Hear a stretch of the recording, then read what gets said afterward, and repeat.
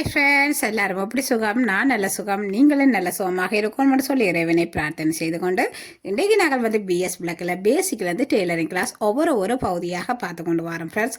அந்த வகையில் துண்டு தையல்கள் எல்லாமே நாங்கள் தைச்சி முடிஞ்சது. துண்டு தையல் நீங்கள் இப்போ தான் நீங்கள் என்னுடைய வீடியோவை நீங்கள் முதல் தரம் பார்க்குறீங்கன்னா அதாவது பிளேலிஸ்ட்டில் நான் தந்திருக்கிறேன். அதாவது துண்டு தையல்கள் எல்லாமே அந்த பிளேலிஸ்ட்டில் எல்லாமே சேவ் பண்ணி வச்சு கிடக்குது. நீங்கள் அங்கே போய் பாருங்கள், பார்த்து நீங்கள் துண்டு தையல்களை தைச்சு அதோட நோட்ஸுகளை நீங்கள் பாருங்கள், பார்த்து படியுங்க ஃப்ரெண்ட்ஸ். இப்போ நாங்கள் வந்து அதாவது துண்டு தையல் எல்லாம் முடித்து அடுத்த ஸ்டெப்புக்கு நாங்கள் வந்துட்டோம். அதாவது மிஷினில் தைக்கிற பகுதியில் தான் நாங்கள் பார்த்து கொண்டிருக்கிறோம். அதாவது முதல் வீடியோவில் நான் போட்டிருக்கிறேன் மிஷினில் தைக்கிற பகுதின்னு சொல்லி.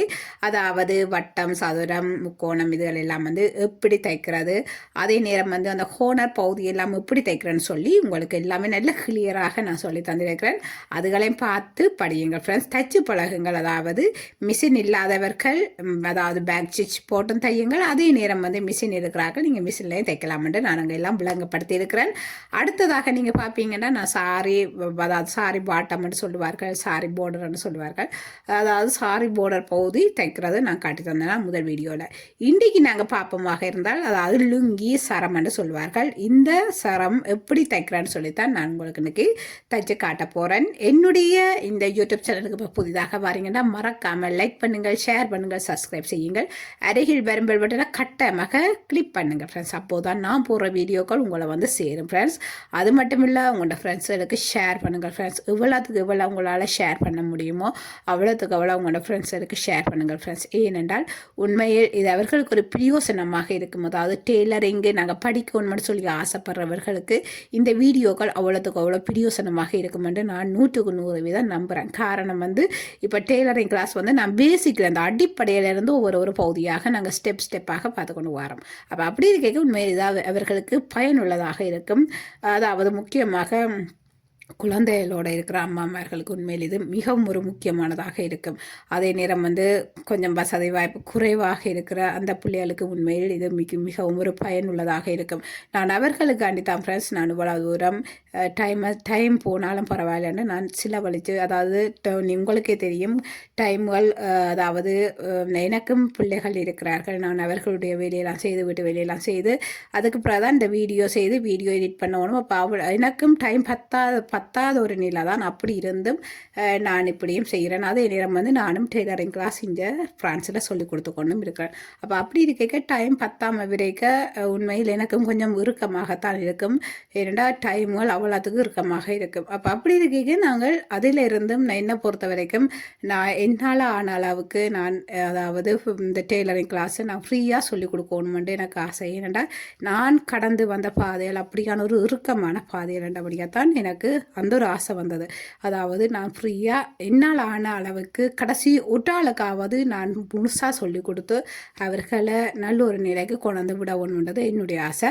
அதே மாதிரி தான் நான் ஃப்ரெண்ட்ஸ் இப்போ நான் வந்து யூடியூப்பில் நிறைய பேர் உண்மையில் பார்க்குறீங்க, நிறைய பேர் சப்போர்ட் தாரீங்க. உங்களுடைய அன்புக்கும் ஆதரவுக்கும் மிகவும் நன்றி ஃப்ரெண்ட்ஸ்.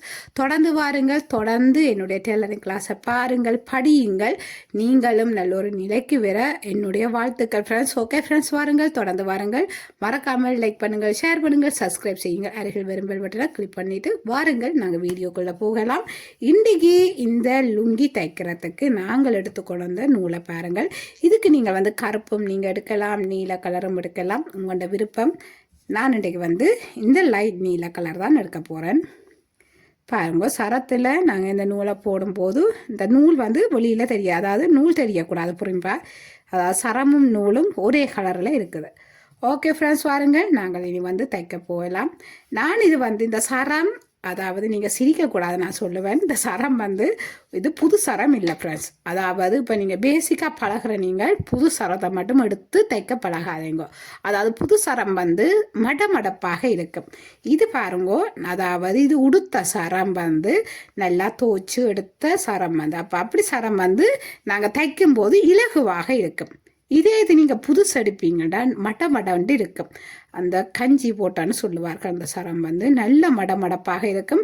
அது மடித்து தைக்கவே சரியான கஷ்டமாக இருக்கும். அதாவது இப்போ பேசிக்காக இப்போ நீங்கள் பழகிறவங்களுக்கு சரி கஷ்டமாக இருக்கும். அதே இது நல்லா தைக்க தெரிஞ்சவர்கள்டா ஒரு 5 நிமிஷத்தில் தைச்சிட்டு போயிடுவீங்க. 5 நிமிஷமே கூட ஒரு 3 நிமிஷம் காணும் தைச்சிட்டு போகிறதுக்கு. அதே இது வந்து இப்போ பேசிக்காக நீங்கள் பழகிறீங்கன்னா உண்மையாக சரி கஷ்டமாக இருக்கும் சரம் தைக்க. அது இது வந்து நீங்கள் உங்கண்ட அப்பாவாக்கள் உங்கண்ட அண்ணா உங்களோட கணவர்கிட்ட சரமண்டான எடுத்து அந்த அதாவது தச்சு அவ போடுற அந்த பகுதி அந்த தச்ச பகுதியை கட் பண்ணுங்கள். கட் பண்ணி போட்டு திரும்ப தச்சு வையுங்கள். அதாவது நான் காட்டுற மெத்தடில் தச்சுட்டு திரும்ப வச்சுருங்க ஃப்ரெண்ட்ஸ். அதாவது கட் பண்ணுறது அதாவது கட் பண்ணுறது முக்கியமாக இருந்தால் தைக்கிறது மிகவும் முக்கியம். நீங்கள் தச்சு போட்டு வச்சுருங்க. நீங்கள் தைக்காமல் வச்சிங்களோ அப்புறம் அவ்வளவுதான். அதனால் கட் பண்ணிக்க யோசித்து கட் பண்ணுங்கள். இதை என்னால் தைக்க முடியுமென்று நினைச்சு கட் பண்ணிவிட்டு தச்சு போட்டு அதாவது வச்சுருங்க. இப்போ நான் வந்து இதில் அதாவது கட் பண்ணி போட்டு இனி நான் தைக்க போகிறேன். இது வந்து என்னுடைய கணவட்ட சரத்தை நான் எடுத்து நான் எல்லாம் வெட்டிட்டேன். அதாவது நான் தான் தைச்சு கொடுத்ததும் அப்போ தைச்சு கொடுத்த மாதிரியே திரும்பவும் நான் தைச்சு கொடுக்க போகிறேன். ஓகே ஃப்ரெண்ட்ஸ், வாருங்கள் நாங்கள் எப்படி தைக்க போகிறோம்னு பார்க்கலாம்.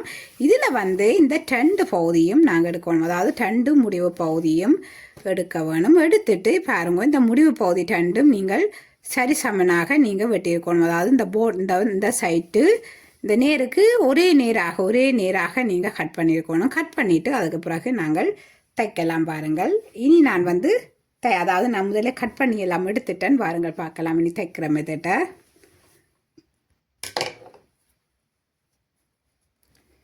இப்போ பாருங்க ஃப்ரெண்ட்ஸ், இந்த சரத்தின் முன்பக்கம் பின்பக்கம் இருக்கும். நீங்கள் அதை கவனிங்கள். அதை கவனிச்சுட்டு அதுக்கு பிறகு பாருங்கள், இதில் வந்து அதாவது நாங்கள் இந்த மடிப்புகள் எல்லாம் நேராக எடுக்கணும். காரணம் வந்து இப்படி சுருண்டு போயிருக்கும். அதாவது உடுத்த சரங்கள்டா இப்படித்தான் இருக்கும், அது நோமல். அப்போ அதனால் நீங்கள் இந்த மடிப்புகள் எல்லாம் நேராக எடுங்கள். நேராக எடுத்துட்டு தான் நாங்கள் தைக்க தொடங்க வேணும். அதுக்கு முதல் வந்து நாங்கள் அதாவது 1 சென்டிமீட்டர், அதாவது இதில் கீழ் துணி 2 சென்டிமீட்டரும் மேல் துணி 1 சென்டிமீட்டரும் நாங்கள் சீம் விட போகிறோம். சீம் விட்டுட்டு நாங்கள் தைக்கணும். அதாவது கீழ் துணி 2 சென்டிமீட்டர், மேல் துணி 1 சென்டிமீட்டர். ஓகே ஃப்ரெண்ட்ஸ், பாருங்கள் நாங்கள் வந்து இந்த நேருக்கு நாங்கள் அப்படியே தைச்சு கொண்டு வருவோம். அதாவது இந்த கீழ் துணி 2 சென்டிமீட்டர், மேல் துணி 1 சென்டிமீட்டர். இதில் இந்த நேருக்கு நாங்கள் அப்படியே தைச்சு கொண்டு வர போகிறோம். பாருங்கள் பார்க்கலாம். அதாவது இதில் வந்து நாங்கள் நோட் போட வேணும். ஒரு 2 தரம் நீங்கள் தைச்சிட்டு இதில் நீடில் குத்திட்டு நீங்கள் இப்படி எடுங்கள். எடுத்துட்டு இப்போ இந்த திரும்ப நாங்கள் தைச்ச அந்த ஸ்டார்ட் பண்ண அந்த இடத்துலேருந்து திருப்ப எடுத்துட்டு நாங்கள் அப்படியே நேருக்கு தைச்சு கொண்டு வருவோம். மெதுவாக தையுங்கள் ஃப்ரெண்ட்ஸ், அவசரப்படாமல் நீங்கள் மெதுவாக தையுங்கள். இப்போ வந்து இதில் வந்து அதாவது இந்த துண்டு வந்து நாங்கள் மடித்து தைக்கிற பகுதி, இது வந்து உள்ளுக்காக நிற்க போகிற பகுதி. அப்போ இதில் நாங்கள் இப்படியே தைச்சு கொண்டு வருவோம். பாருங்கள் பார்க்கலாம். அதாவது இந்த சைட்டு சர துணியை நாங்கள் அப்படி நீராக வச்சு நாங்கள் தைச்சு கொண்டு வருவோம். கீழுக்கும் அதே மாதிரி நீராகவே வச்சு கொண்டு வாங்கோ.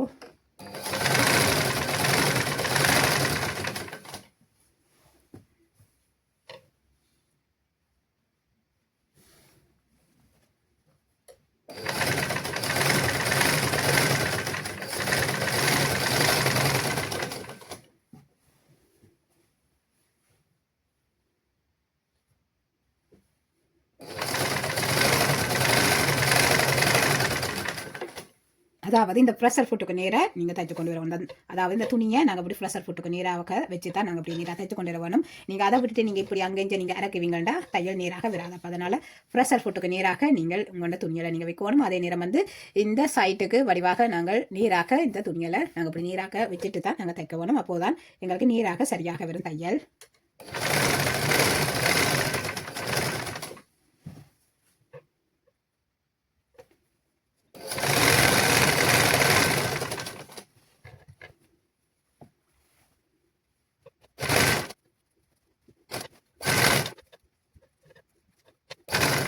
இந்த கடைசி முடிவில் வந்து நாங்கள் அதாவது கட்டு போட வேணும், நோட் போட வேணும். இதில் நோட் போடுறதுக்கு நாங்கள் பின்னுக்கு அதாவது இந்த அதாவது இந்த ஃப்ரெஷர் ஃபுட்டை அதாவது நோட் போடைக்கு இந்த ஃப்ரெஷர் ஃபுட்டை மேலுக்காக தூவிக்கொண்டா நாங்கள் நோட் போட வேணும். அதாவது துணியை கொஞ்சம் பின்னுக்கு போகிறத முன்னுக்கு போட்டு நாங்கள் ரெண்ட வேணும். அதே இது வந்து இப்படி வெளியிலையா நாங்கள் தைச்சிட்டு அதுக்கு பிறகு இப்படி திருப்பி நீங்கள் இதில் நோட் போடலாம். இதுலேயும் 2 தரம் தைச்சிட்டு நாங்கள் அதுக்கு பிறகு திருப்பி எடுக்கலாம். இப்படி தைச்சிங்கன்னா நல்லா நீட்டாக நோட் புலம். இப்போ பாருங்கள் நோட் புலந்துட்டு நாங்கள் இனி வந்து இந்த பகுதி அதாவது நாங்கள் முதல் தைச்ச அந்த பகுதியை இப்படி விரிக்க வேணும்.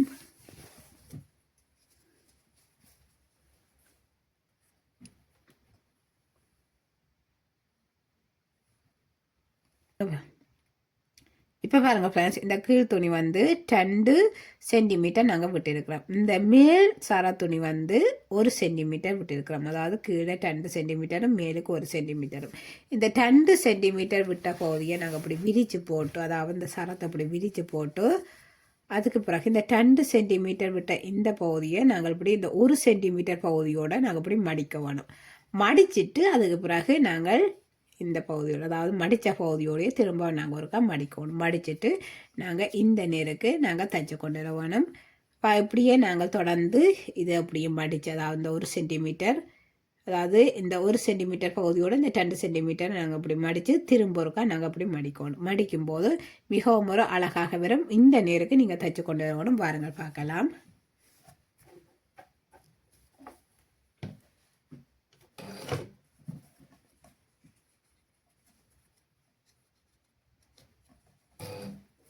இதுலேயும் நோட் போட வேணும்.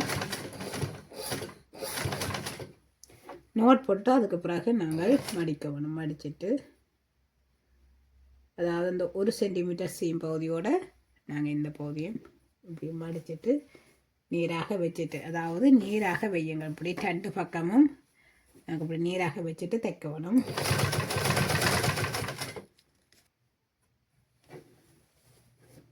இந்த சரப்பகுதியை அதாவது இந்த பின் பகுதியை இப்படி பிடிச்சிடுங்க. பிடிச்சி மெதுவாக கொண்டு போங்க.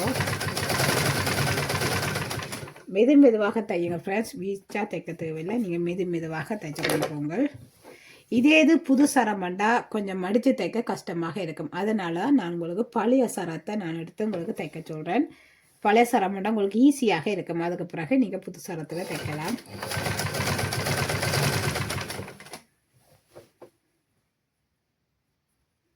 பழைய சரம் அதாவது புது சரம் மடப்பாக இருக்கும். அப்போ அதனால் எங்களுக்கு தைக்கிறது இப்படியெல்லாம் மடித்து தைக்க சரியான கஷ்டமாக இருக்கும். இப்போ பேசிக்கில் நீங்கள் பேசிக்காக இப்போ தான் நீங்கள் மிஷினில் தைக்க தொடங்குறீங்கன்னா உங்களுக்கு சரியான கஷ்டமாக இருக்கும். அதனால் நீங்கள் இப்படி தையுங்கள்.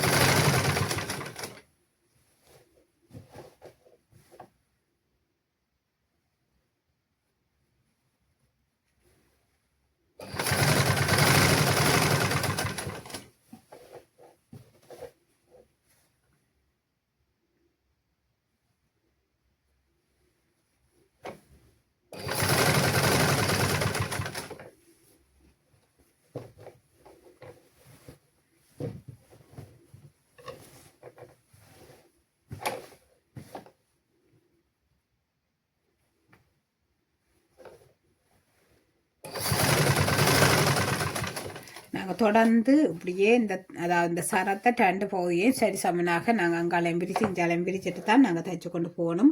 அப்படி தைக்கும்போது தான் எங்களுக்கு ஈஸியாக இருக்கும். இல்லாட்டிக்கு கஷ்டமாக இருக்கும். எங்களுக்கு சரம் வந்து கொஞ்சம் பெருசு. அப்போ அதனால் நாங்கள் சரியாக மடித்து தைக்க கொஞ்சம் கஷ்டமாக இருக்கும். அதனால் இந்த சரத்தின் 2 சைடும் நீங்கள் இப்படி இழுத்து விட்டுட்டு நீங்கள் வடிவாக தையுங்க ஃப்ரெண்ட்ஸ்.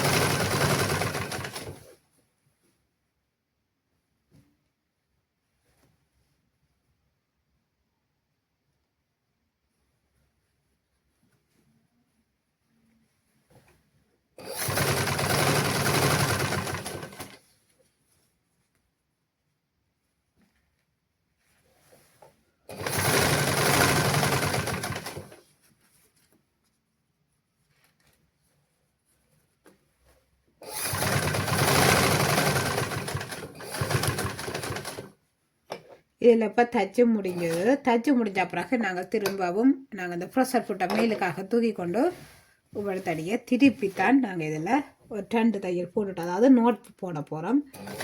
2 தையல் நாங்கள் தைச்சிட்டு அதுக்கு பிறகு திருப்பிட்டு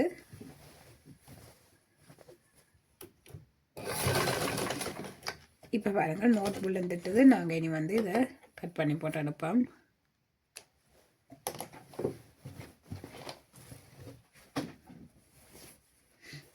இப்போ பாருங்கள் இதுதான் வந்து உள்பகுதி, இது வந்து வெளிப்பகுதி. மிகவும் ஒரு நீட்டாக தைச்சிருக்கிறேன் பாருங்கள். இதில் நோட் போடணும், கட்டாயமாக நோட் போடணும்.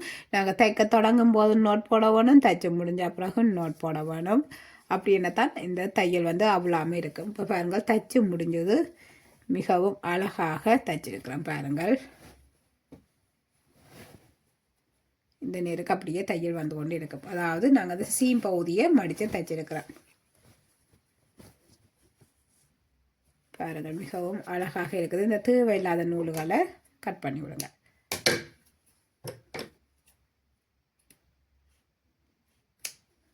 அதாவது இது வந்து உடுத்த சரம் ஃப்ரெண்ட்ஸ். உடுத்த சரத்தை தான் நான் இப்போ கட் பண்ணி போட்டு தைச்சிருக்கிறேன். இது வந்து உடுத்த சரம் என்றபடியாக எங்களுக்கு தைக்கும் போது நல்ல ஒரு சாஃப்டாக இருக்கும். இது நீங்கள் புது சரம் என்றால் மடத்தை கொண்டு இருக்கும், எங்களால் தைக்க முடியாது.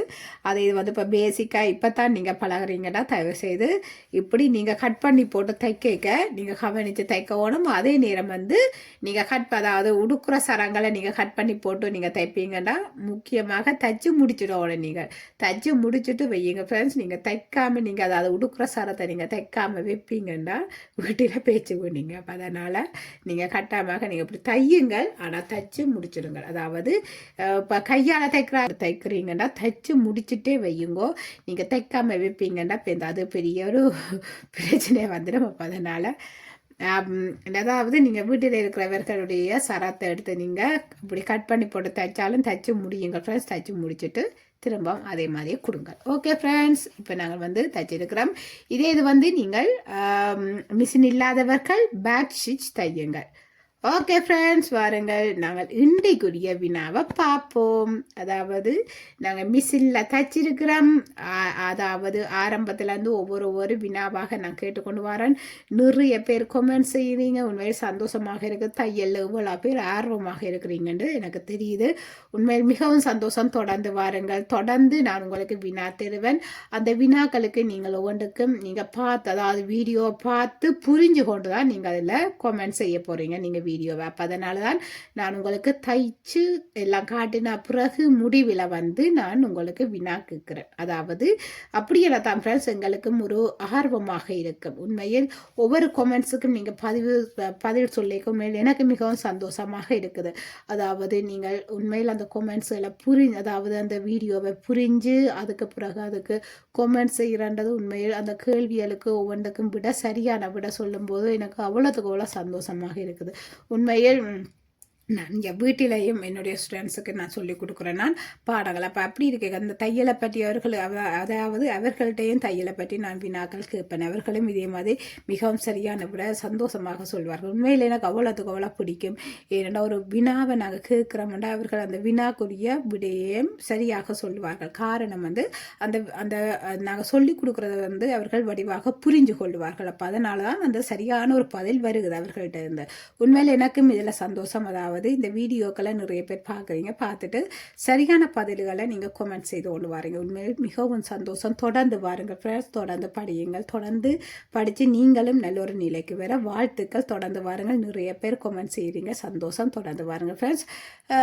இன்றைக்கு நாங்கள் அதாவது இன்றைக்கு இந்த டெய்லரிங் கிளாஸுக்குரிய வினாவை பார்ப்போமாக இருந்தால், அதாவது நான் இப்போ தைச்ச இந்த மிஷினில் நாங்கள் தைச்சிருக்கிறோம். நீங்கள் அதே இது வந்து கையால் தைக்கிறவர்கள் என்ன தையல் தைக்கணும்னு சொல்லி நான் இதில் உங்களுக்கு சொன்னான் வீடியோவில். நீங்கள் அதுக்குரிய வினா அதாவது நான் என்ன தையல் தைக்கலாம்னு சொல்லியிருக்கிறேன். நீங்கள் அந்த தையலை என்ன வகையான ஸ்டிச்சிங்கன்னு சொல்லி கீழே கொமெண்ட்ஸில் பதிவு செய்யுங்க ஃப்ரெண்ட்ஸ்.